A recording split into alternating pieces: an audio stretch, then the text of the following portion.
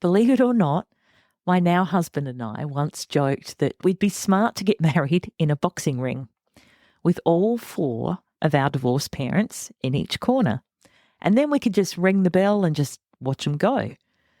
We also chose to go with the cocktail menu for our wedding, not just because the food was delicious and it helped to keep our guests mingling and interacting, but also because we knew there'd be less sharp cutlery for anyone to stab anyone else with. My husband and my love language is a very dark sense of humour. But seriously, family. You can't live with them and you can't live with them. But they're everything, right? And you still love them most of the time. Today, I want to chat about the different family dynamics that you may be concerned about in the lead up to your wedding. The step-parents, the half-siblings, the divorced parents, and the uncle that's not really your uncle that your dad can't stand. You'll learn about why you can and should let go of the idea of a perfect family, what you actually can control when it comes to family drama, how to have conversations that set boundaries with compassion, some real-life experiences and solutions other couples have used for complicated family situations, and most importantly, how to release the pressure and guilt. Because whatever your family looks like, you deserve a day filled with meaning and love with your sanity intact. Let's get stuck into it.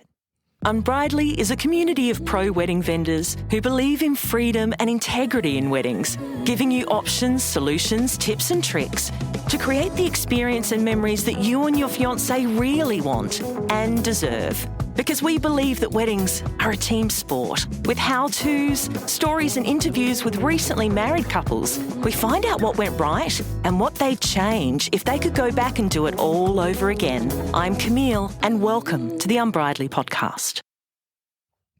And so family can mean anything you want it to mean, and we're all imperfect.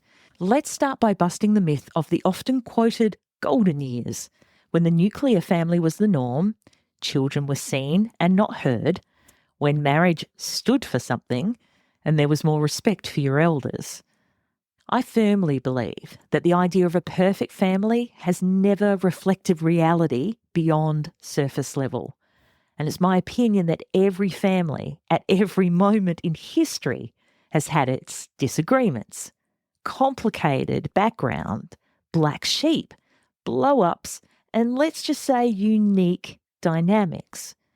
Because there's one thing I know for sure, no one's childhood home came with a built-in onboarding process for a smooth and harmonious family unit. I am no psychologist, and please, if you feel you need the help of a relationship professional, I'll put some links in the show notes for you to contact. However, after meeting with over 1,000 sets of families in my time as a marriage celebrant alone, I feel like I can say without exaggeration that most of them have said to me at some point, and I quote here, "Sorry, my family's a bit weird." So right at the top of this episode, I wanted to let you know in no uncertain terms that you and your family are not the odd ones out, that tension in families, to a limited extent, of course, is very normal. But also, you don't have to accept the status quo, especially if it's not healthy or what you and your future husband, wife, or spouse want for your married life together. You are standing at the threshold of a brand new chapter of your relationship and your life, which can sometimes make it easier to draw a line in the sand, so to speak, about what you will and what you won't accept in your lives in the future. I read a quote yesterday that said, "Sometimes, as an adult, you have to decide, this is the last time these people are going to make me feel this way, and stand on it, whether it's family, a relationship, or a friendship." And I feel like this fork in the road is especially true around planning a wedding and getting married. It's almost like a switch goes off that says, no more. At least that's what I experienced. because things can really ramp up a notch when it's time to gather everyone together under one roof for a celebration as big as your wedding, as momentous. Along with the evolution of weddings, there have also been some foundational shifts in what families look like now. So, as you know, families can form many different shapes and they span a vibrant spectrum, like, for example, family group chats. They often feature diverse generations, sometimes new partners who feel like family long before anyone even thinks about walking down an aisle. Some people have two mums, two dads, parents who have transitioned, and there are different demands and expectations around that.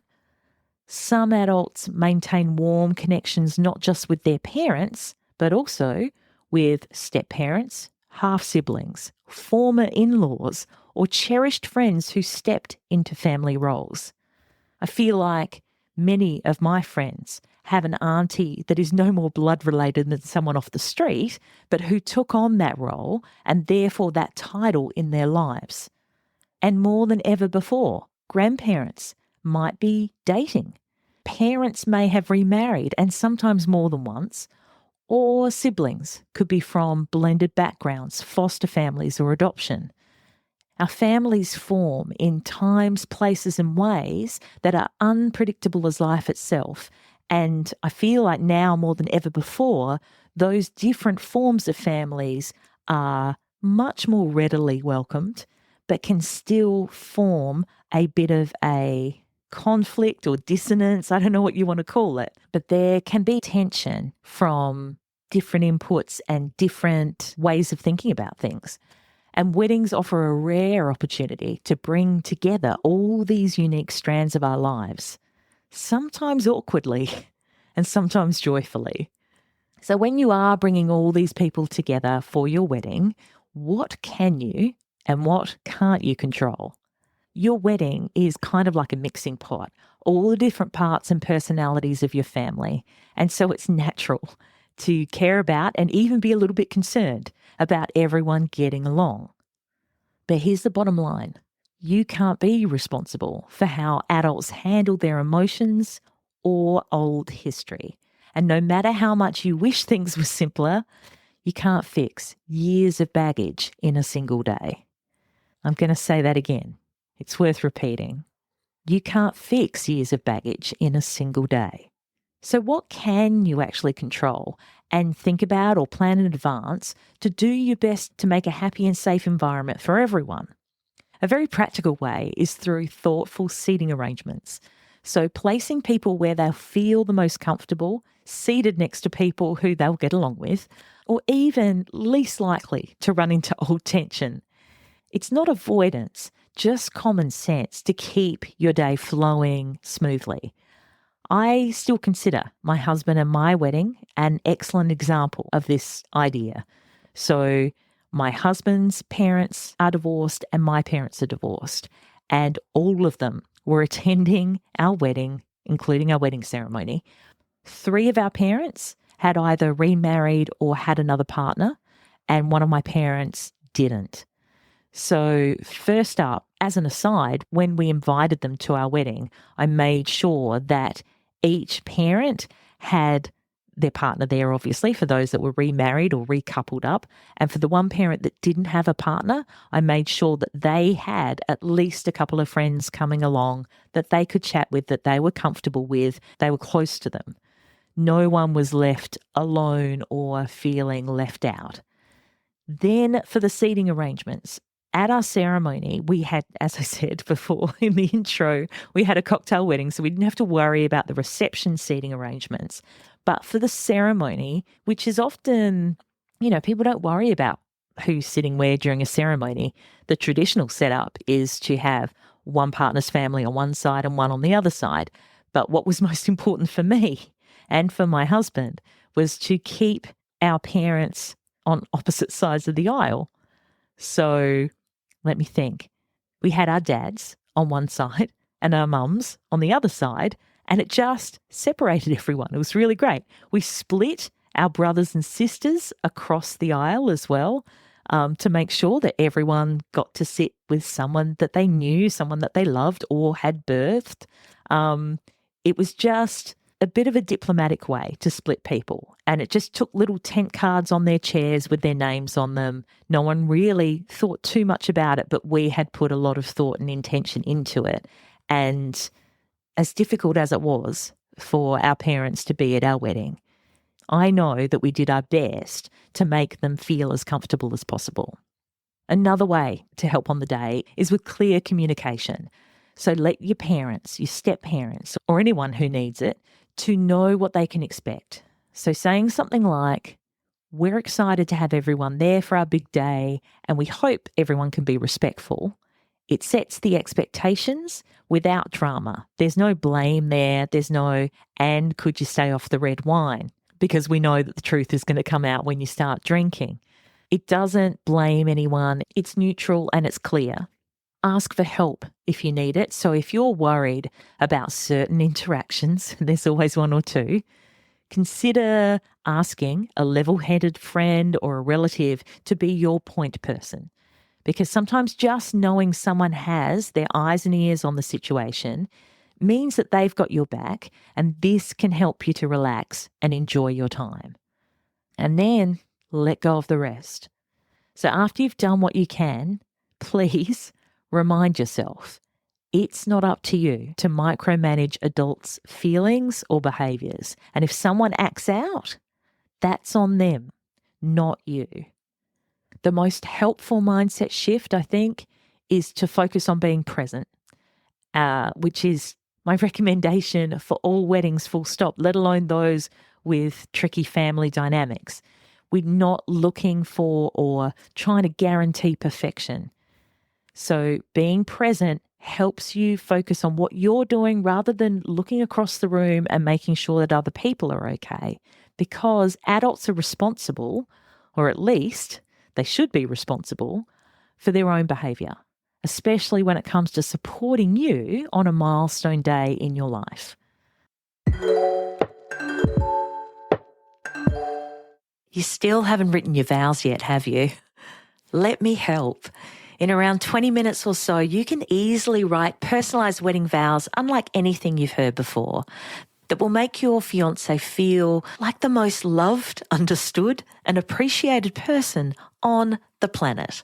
The How to Write Wedding Vows That Don't Suck instant download 17-page PDF ebook walks you through a step-by-step format for your vows, how to find the right words and phrases to describe your feelings and your fiancé, how to write that crucial first draft, and create your final wedding vows masterpiece. So if you don't know how or even where to start, if you've been Googling your little heart out, or if you've been calling them wedding vows, AEIOU, this ebook is for you. Included in there are also some bonus secrets for getting the most out of your wedding ceremony. So make sure you download your copy right now and get Write Your Wedding Vows crossed off your to-do list today. The link is in the show notes. And so there does, as I said, need to be a bit of clear communication before the wedding, way before the wedding. So how do you have the talk with family?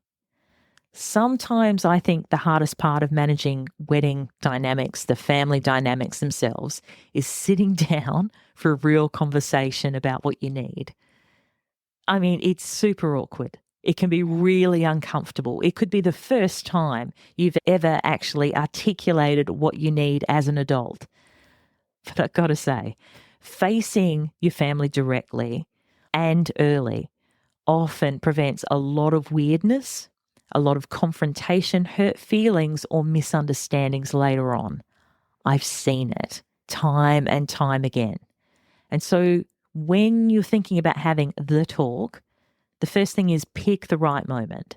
So you want to start a conversation when things are relatively calm. It's never perfect. Don't procrastinate because you're like, oh, not now. Oh, I'll do it next weekend. So you just don't want it in the heat of a disagreement or when someone's already upset. And as always, an in-person chat trumps any text messages or group messages. My God, they're a nightmare. In person is best. Be clear and honest, because it's okay to say we want everyone to feel welcome.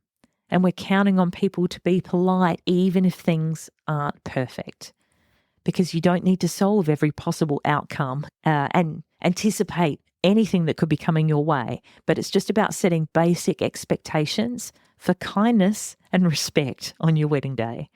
For some people, that won't sound like much. And for others, that will sound like your Mount Everest. I understand. Baby steps. Focus on your day. As I said, we're not looking for perfection. So if you sense a family member getting drawn into old drama, starting to use the blame game, starting to bring up old stories, you can gently steer the conversation back with something like, we hope everyone will be able to enjoy the day and focus on supporting us. That's what it's for. That's what your wedding is for. And set boundaries if you need them. So if someone is pushing for special treatment or tries to make the day about themselves, it's pretty fair to say, we've thought a lot about how to make things comfortable for everyone, because you have, right? But there's only so much we can do without losing sight of the reason we're having a wedding. You know, it's for you. It is for you. It should be about you. It doesn't mean that you're just going to go, fuck everyone, I'm getting married. It's not about that. It's that balance. And stay firm but compassionate. So you can acknowledge that the feelings are complicated without taking on the job of fixing them. And sometimes for your family, just hearing something like, I know this isn't easy, but we really want to share this day with you, goes a long way. So if people in your family start bringing up past conflicts, arguments, but they said this and they did that, please remind yourself that being direct early on makes it far more likely that you can get your family to understand your perspective. And it's definitely better in the long run than pretending that everything will just work itself out, because that's denial. You know it's not going to work itself out, and you know it will simmer under the surface. So have the conversation, have it early, and back yourselves. And so I'd love to share a little bit about what other couples have learned and what they've been through, the real stuff, and some practical tips as well. Couples who have been through problems with their families, family dynamics, especially step parents, divorced parents, etc. And I think it's important to remember that in real life, when it comes down to actually how these things play out, there are no fairy tales. But you might be able to pick up some advice that can help you approach your wedding a little bit differently and end up with a smoother result. So one couple shared that eventually, after a while, they fooled themselves for a little while, but then they stopped hoping that their divorced parents would magically be able to get along after years of petty bickering, and that itself was very freeing for them. They made a couple of practical decisions, like not seating them at the same table, really smart, and asking a sibling, one of their brothers or sisters, just to keep an eye on them. It wasn't all sunshine and rainbows, but it worked and no one made a scene. Organising your wedding using smart logistics over emotion can really help your day. Like, if you need 2 separate family group photos, you might need them. Because if people aren't comfortable standing next to each other, then it's a nightmare. Trying to, the photographer's going, squeeze in everybody, say the word love, or, whatever. And people are just giving each other side eye, trying not to kick each other in the shins. So have a think about it. Work it out ahead of time and have a look at the groups that you're trying to pull together for photos, for example, if there's specific tension or people dislike each other. Or when it comes to people arriving for the ceremony, or if you've got friends or family staying at a hotel and they're checking in. If you schedule the arrivals between the people who don't get along to avoid overlapping, it just means there's less chance of them seeing each other getting upset before things even begin. So micro choices like these can keep the peace without asking anyone to pretend that they're more capable of holding their tongue than they really are. Little things can count. And you can honour the people you want without making it a whole thing. So it's okay to acknowledge different family roles in ways that feel right for you. So maybe your stepdad raised you, but you still want your biological dad to give a speech or a toast. That's totally fine. You should be doing what feels authentic and right to you. And if you have trouble working that out, have a listen to episode 102, How to Keep the Peace, Question in Private, Honour in Private, for some ideas on how to elevate the special people in your life and give them your time and energy without unintentionally hurting others. And another thing to keep in mind is that most of the stress about situations like this happens before the wedding and not during the wedding. So I've had several couples say that the hardest part of wedding planning with difficult families was in leading up to the day. So they spent weeks, actually, worrying that certain guests, certain family members might not speak to each other or that there'd be a confrontation, and that would ruin the entire wedding's atmosphere. But once the day comes, most wedding guests rise to the occasion, or at least, at the very least, they behave better than the couple expected. It's not always perfect, but definitely not the predicted disaster, the one that you really worry about. So in their words, don't stress too much. It doesn't help. So to wrap this up, it's difficult because every family is so different, but there is an overarching message here, and I get it. Family stuff can be really, really heavy. So especially with weddings, there's this unspoken pressure to somehow make everyone happy, to keep the peace, to honour every parent, step-parent, sibling, uncle, and the friend who feels like family. And to do it all with a smile, it's fucking exhausting and it's unfair. So if you're carrying any guilt about that right now, about who isn't sitting where, who might feel excluded, who might not come at all because so-and-so's coming, I'd love for you to take a really deep breath, come on, and let some of that shit go. Because here's the truth. You didn't break your family dynamics, and it's not your job to fix them on your wedding day. You're not selfish for creating boundaries. You're not inconsiderate because you couldn't accommodate everyone's feelings.